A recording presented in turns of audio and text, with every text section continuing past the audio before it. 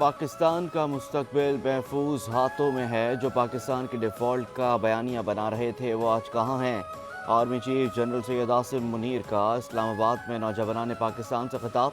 कहा कि आज़ाद रियासत की अहमियत अगर जाननी है तो गज़ा और कश्मीर के मुसलमानों से पूछें। आज़ाद मुमलिकत में सांस लेने की अहमियत लीबिया, शाम और इराक़ के लोगों से पूछें। अवाम, हुकूमत और फ़ौज के दरमियान मजबूत रिश्ता ही पाकिस्तान की तरक्की का ज़ामिन है। रियासत की जिम्मेदारी है कि अवाम को सोशल मीडिया से पैदा हिजान और फितने के मुज़म्मिरात से दूर रखे। हमें उम्मीद का दामन कभी हाथ से नहीं छोड़ना चाहिए।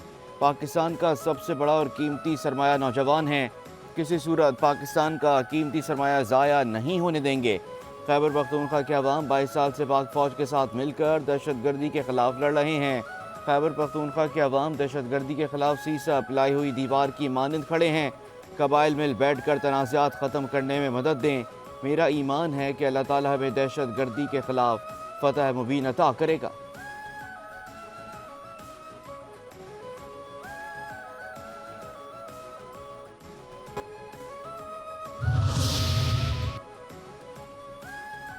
हमने हर सूरत दहशतगर्दी का खात्मा करना है। जिसने पाकिस्तान को तस्लीम करना चाहा आज उसके साथ क्या हो रहा है। जिसने पाकिस्तान को तकसीम किया उसके मुजस्समों के साथ बांग्लादेश में क्या हुआ।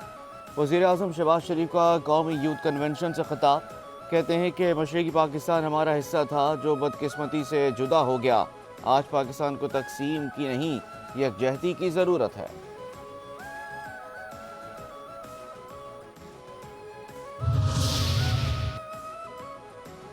तहरीक इंसाफ का आज वफाकी दारुल हुकूमत में जलसा होगा या नहीं, सूरत हाल कशमकश का शिकार। इस्लामाबाद इंतज़ामिया ने जलसे का इजाज़तनामा मंसूख कर दिया। तहरीक इंसाफ भी डट गई। आज हर सूरत तरनौल में जलसा करने का ऐलान। पीटीआई रहनुमाओं की मुल्क भर से कारकुनान को इस्लामाबाद पहुँचने की हिदायत।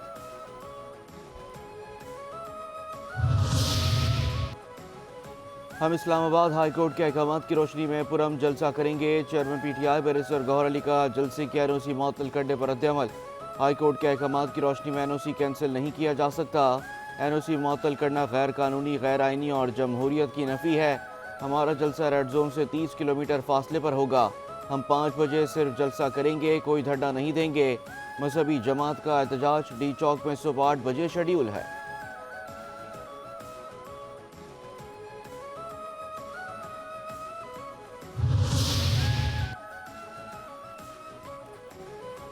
आज पीटीआई का जलसा लाजमी होगा। चीफ कमिश्नर ने कहा था कि जलसे में रुकावट नहीं डालेंगे। तहरीक इंसाफ के मरकजी रहनुमा उमर अयूब का जलसे का इजाज़तनामा मंसूख किए जाने पर रद्द-ए-अमल। कहा कि जलसे को जमहूरी हक समझते हैं। तरनौल में जलसा करेंगे और पुरम जलसा होगा।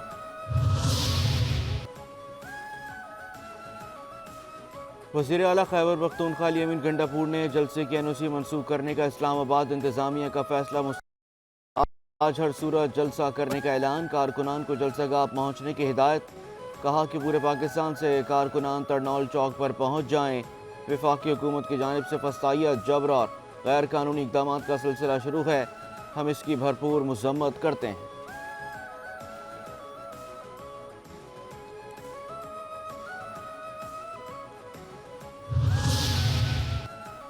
पंजाब भर में दफ़ा 144 नाफिज। धरनों और एहतजाज पर पाबंदी आयद। महकमा दाखिला पंजाब ने सूबे भर में 3 रोज़ के लिए दफ़ा 144 के नफाज का नोटिफिकेशन जारी कर दिया। पाबंदी का इतलाक जुमेरात 22 अगस्त से हफ्ता 24 अगस्त तक होगा। पाबंदी का इतलाक दहशतगर्दी के खतरात के पेश नज़र किया गया।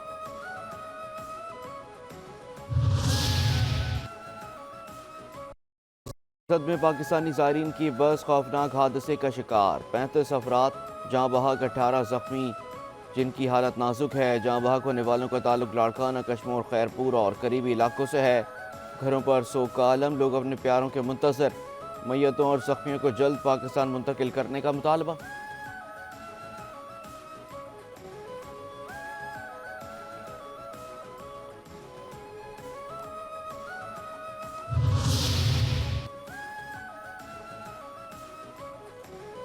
ईरान में पाकिस्तानी ज़ायरीन की बस को अफसोसनाक हादसा। बस में खैरपुर के रिहायशी 10 अफराद भी सवार थे। ज़ायरीन से भरी बस ब्रेक फेल होने के बायस हादसे का शिकार हुई। جہاں بھاگ اور زخمی زائرین لاڑکانہ سے اربعین حسینی میں شرکت کے لیے ایران گئے تھے۔ خیرپور کے کے جہاں بحق اور 6 افراد کے زخمی ہونے کی تصدیق ہو گئی۔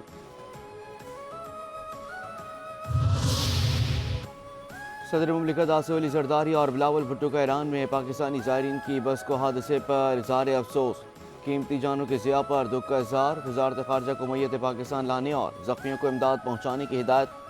محسن نقوی کی جاں بحق افراد کے لواحقین سے تعزیت۔ وزیر اعلیٰ سندھ کا حادثے پر اظہار افسوس، صوبائی وزیر ناصر حسین شاہ کو متاثرہ خاندانوں کی مدد کرنے اور ایرانی کونسل جنرل سے رابطہ کرنے کی ہدایت۔ جاں بحق افراد کی میتیں پاکستان لانے، زخمیوں کو بہترین طبی سہولیات فراہم کرنے کی ہدایت۔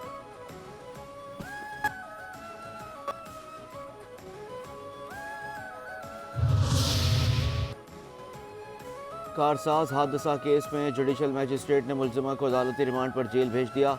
ملزمہ نتاشا کو عدالت پولیس موبائل میں چہرہ ڈھانپ کر پہنچایا گیا۔ پولیس نے یہاں پر کوئی تشدد تو نہیں کیا؟ عدالت کا سوال۔ مجھ پر کوئی تشدد نہیں کیا گیا، ملزمہ کا جواب۔ عدالت کا آئندہ سماعت پر تفتیشی افسر کو چلان پیش کرنے کا حکم۔ ملزمہ نتاشا کے پاس مقامی ڈرائیونگ لائسنس موجود نہیں، پولیس حکام نے عدالت میں رپورٹ پیش کر دی۔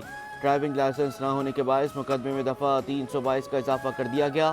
قتل بالسبب کی دفعہ کے اضافے کے بعد پولیس نے تفتیش تیز کر دی۔ واقعے کی مزید CCTV فوٹیج بھی سامنے آ گئی۔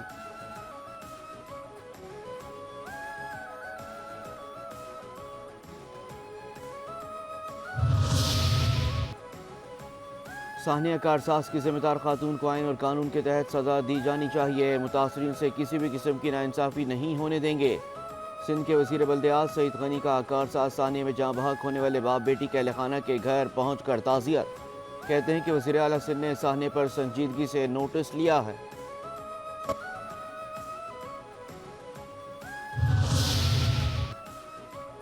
کراچی پولیس چیف جاوید عالم اوڈھو کہتے ہیں کہ کارساز حادثہ کیس کو قانون کے مطابق چلایا جا رہا ہے۔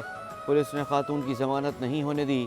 خاتون نے سنگین غفلت کا مظاہرہ کیا، وہ خاتون کرمنل نہیں ہیں۔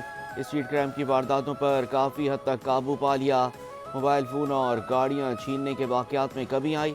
پولیس اور رینجرز جرائم کے خاتمے کے لیے روزانہ کی بنیاد پر کام کر رہے ہیں۔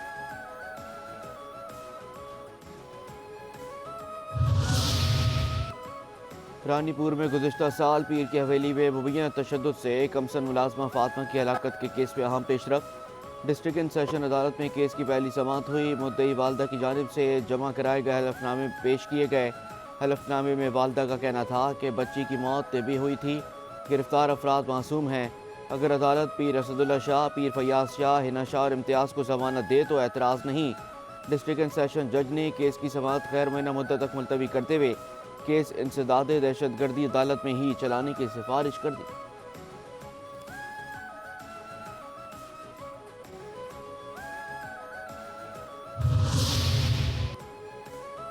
بانی پی ٹی آئی کا جنرل ریٹائرڈ فیض حمید کے اوپن ٹرائل کا مطالبہ۔ بانی پی ٹی آئی کہتے ہیں کہ فیض حمید اوپن ٹرائل میڈیا کو کوریج کی رسائی دی جائے۔ اوپن ٹرائل سے ملک کا فائدہ ہوگا اور پاکستان ترقی کرے گا۔ فیض حمید سے ریٹائرمنٹ کے بعد کوئی رابطہ نہیں رہا، وہ ریٹائرمنٹ کے بعد ہیرو سے زیرو ہو گئے تھے۔ سیکیورٹی ذرائع کا اڈیالہ جیل سے ریمارکس پر رد عمل، کہا کہ بانی پی ٹی آئی یہ بتانے والے کون ہوتے ہیں کہ فیض حمید کا ٹرائل اوپن کورٹ میں ہوگا یا نہیں؟ اگر بانی کا اس معاملے میں ٹرائل ہوا تو تسلی رکھیں اوپن ہی ہوگا، ساری دنیا کو پتہ چلے گا کہ وہ کیا کرتے اور کرواتے رہے ہیں۔